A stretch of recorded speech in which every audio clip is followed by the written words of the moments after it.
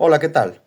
Pois a verdade é que me topades entre medio indignado e medio sorprendido, porque veño de descubrir que hai un fenómeno que lle afecta ás persoas que se deben chamar cegueira botánica ou cegueira vexetal, pola cal a xente, polo xeral, é incapaz de percibir as plantas na natureza, non se decata que as plantas son seres vivos, como podemos dicir que para certas persoas as plantas son invisíveis.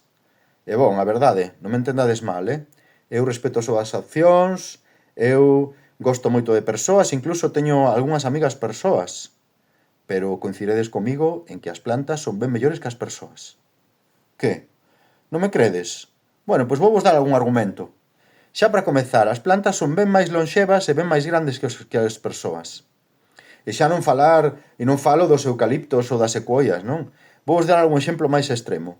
Pois a finais do século pasado, descubriuse en Estados Unidos que o que era un bosque de álamos, na realidade, era un único individuo, que foi bautizado como Pando, que mide 42 hectáreas e que ten entre 9.000 e 16.000 anos.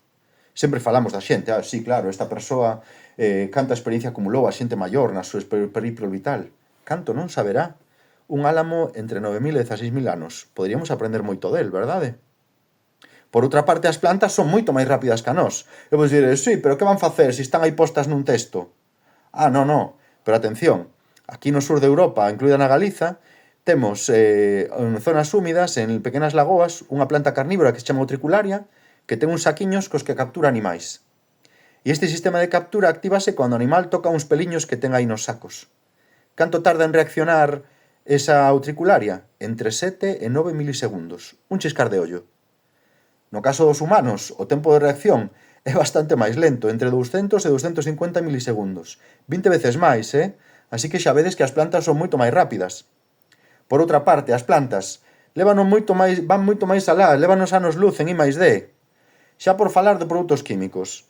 Pensade, por exemplo, a aspirina obtida a partir de plantas. O Tamiflu para tratar a gripe A, sintetizado a partir dun composto extraído de plantas. Incluso a píldora anticonceptiva foi desenvolvida a partir dunha planta Dioscorea mexicana que crece no México. Está moi avanzados. E xa sobre todo nestes tempos de tanta mudanza climática, as plantas están superavanzadas. Establecen toda a súa economía, non emite carbono, sino que captura carbono. É a fotosíntese. É sorprendente, verdade? Así que mirade ben as plantas, porque elas poden vivir sen nós, pero nós non podemos vivir sen elas.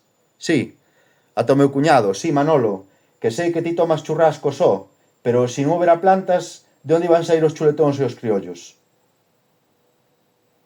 Chao.